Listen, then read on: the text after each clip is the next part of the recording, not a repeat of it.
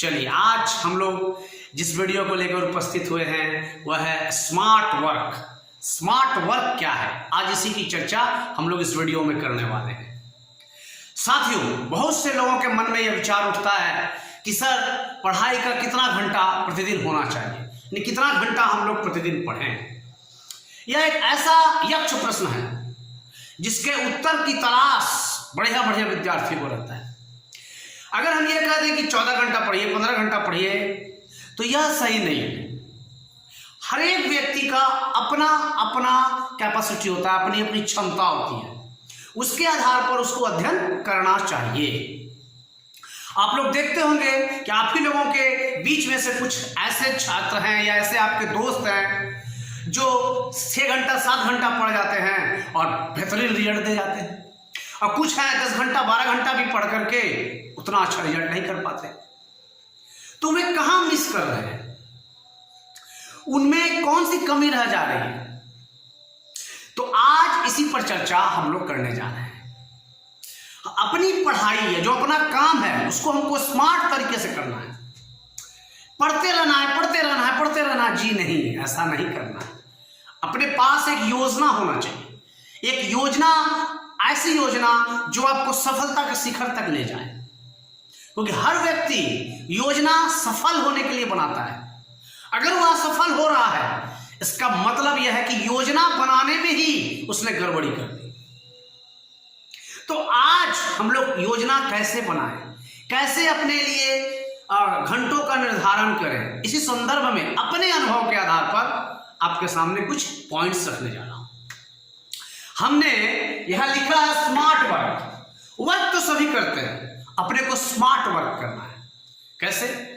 तो सुनने के लिए तैयार हो जाइए। स्मार्ट वर्क, तो पिछले वीडियोस में भी मैंने आपसे चर्चा किया था कि जो हमारी पढ़ाई का सबसे महत्वपूर्ण घंटा होता है, जिसको हम लोग गोल्डन आवर बोलते हैं, गोल्डन आवर, वह ब्रह्म मुहूर्त, सुबह का समय। जब आप उठते हो सुबह 4 बजे, अगर हम उठते हैं 4 बजे उठते नहीं है, 4 बजे उठ करके बैठ जाते हैं पढ़ने के लिए, और 4 बजे प्रातः से, यानी कि हम लोग कह सकते हैं 4 AM टू 7 AM, यह जो समय है यह गोल्डन आवर्स है। गोल्डन आवर्स, इस समय अगर आप उठ करके पढ़ने के लिए टारगेट लेते हो कि हमको इस समय में पढ़ना है, इस समय बिल्कुल दिमाग फ्रेश रहता है। साथ ही हमारे शास्त्रों में भी कहा है कि यह ब्रह्म मुहूर्त का समय है, और यहां पर ध्यान से पढ़ी गई बातें लंबे समय तक हमें याद रहती है। तो इस समय का सदुपयोग करना पड़ेगा। इस गोल्डन आवर में आपको उठना पड़ेगा।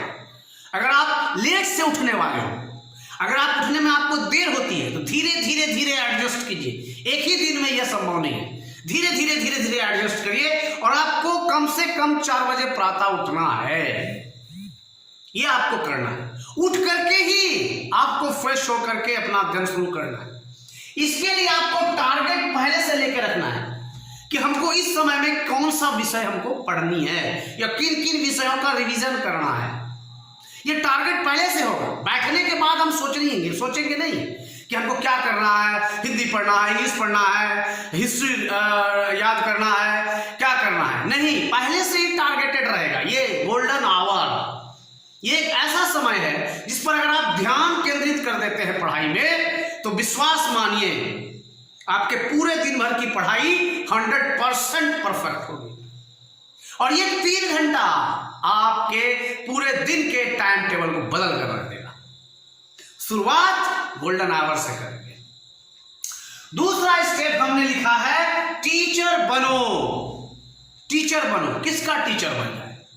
हाँ, टीचर किसका बने? स्वयं का। जब आप कोई टॉपिक को पढ़ते हैं, किसी प्रश्न का उत्तर आप रिवीजन कर रहे हैं या याद कर रहे हैं, तो उस प्रश्न को रटिए मत, उस प्रश्न को अपने आप को ही समझाइए। कई छोटे प्रश्नों को आप पूछिए, अपने से उसका उत्तर दीजिए। और सबसे बेहतर तो यह है या यह होगा कि आप अपने साथियों के बीच जाकर के टीचर बनिए।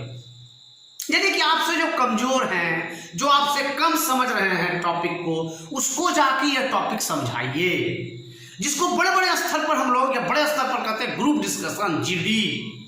तो अपने दोस्तों के बीच टीचर बनिए, टॉपिक्स को समझाइए, उनके सामने टॉपिक्स ले जाइए, उनको बताइए, समझाइए। विश्वास कीजिए, एक बार अगर आप ऐसा करने में सफल हो जाते हैं ना, तो लंबे समय तक फिर वो टॉपिक आपके दिमाग के मेमोरी में फिट हो जाएगा। तो अपना टीचर बनिए, अपने साथियों का टीचर बनिए, ठीक है। उसके बाद हमने यहां लिखा है ना किसका, तो किसका का समाधान हो गया, अपना और अपने साथियों का जो आपसे कमजोर है पढ़ाई में, ठीक है। और कैसे, तो कैसे मैंने बताया कि कोई भी टॉपिक उठाइए और छोटे छोटे सवाल उससे उठा करके समझाइए। उस तरह जो हम लोग अभ्यास शुरू कर दें तो हमारा टॉपिक एकदम हमारी मेमोरी में क्या हो जाएगा, जी हाँ दोस्तों, फिट हो जाएगा। और अगर आप दिमाग में फिट हो जाएगा तो फिर आप फिट हो जाएंगे, है कि नहीं।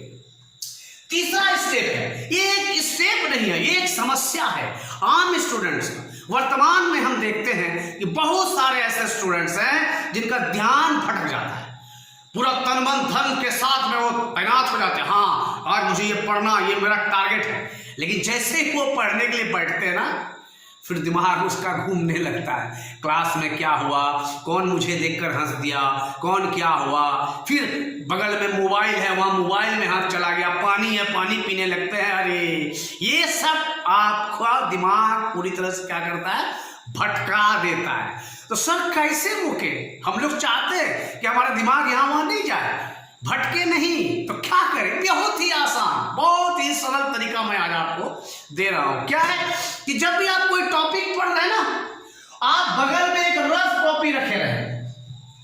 जो भी उस टॉपिक में आप सीख रहे हैं, जान रहे हैं, पढ़ रहे हैं, उसको छोटा नोट्स बनाकर लिखते जाएं, रफ। बाद में उस कॉपी को आपको देखना भी नहीं, सिर्फ जो पढ़ रहे हो, जो आप पढ़ रहे हो, लग रहा है कि हाँ ये इंपॉर्टेंट वर्ड है, बगल में लिख लिया, ये इंपॉर्टेंट लाइन है, बगल में लिख लिया।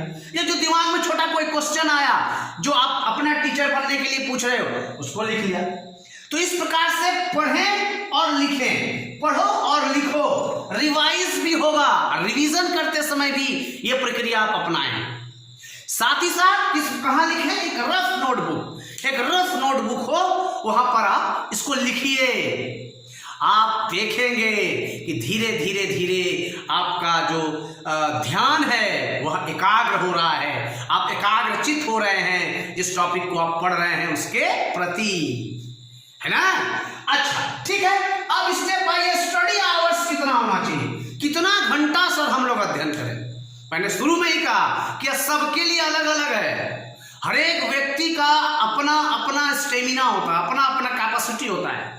जैसे क्रिकेट में कोई बैट्समैन अच्छा होता है, कोई बॉलर अच्छा होता है, कोई फील्डर अच्छा होता है। तो इस प्रकार से कोई सुबह ठीक से पढ़ लेता है, कोई शाम में ठीक से पढ़ लेता है, कोई ग्रुप डिस्कशन करके समझ लेता है, सबका अपना अपना है। लेकिन फिर भी एक आकलन के आधार पर हम कह सकते हैं कि 8 से 10 घंटे का समय एक विद्यार्थी को देना है पढ़ाई से संबंधित।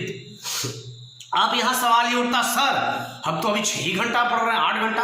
एक दिन में जंप नहीं करना है, एक दिन में जंप नहीं करना है। अगर आप 6 घंटा पढ़ रहे हो, 5 घंटा पढ़ रहे हो, कोई बात नहीं है, थोड़ा थोड़ा 10 मिनट 20 मिनट करके प्रत्येक दिन आप इसको बढ़ाते जाइए। जैसे अगर आज आप 6 घंटा पढ़ रहे हैं तो कल आप 6 घंटा 15 मिनट पढ़िए, परसों 6.5 घंटा पढ़िए, ऐसे करके ले जाना है आगे। कम से कम 8 से 10 घंटा एक औसत होना ही चाहिए प्रत्येक दिन पढ़ाई का।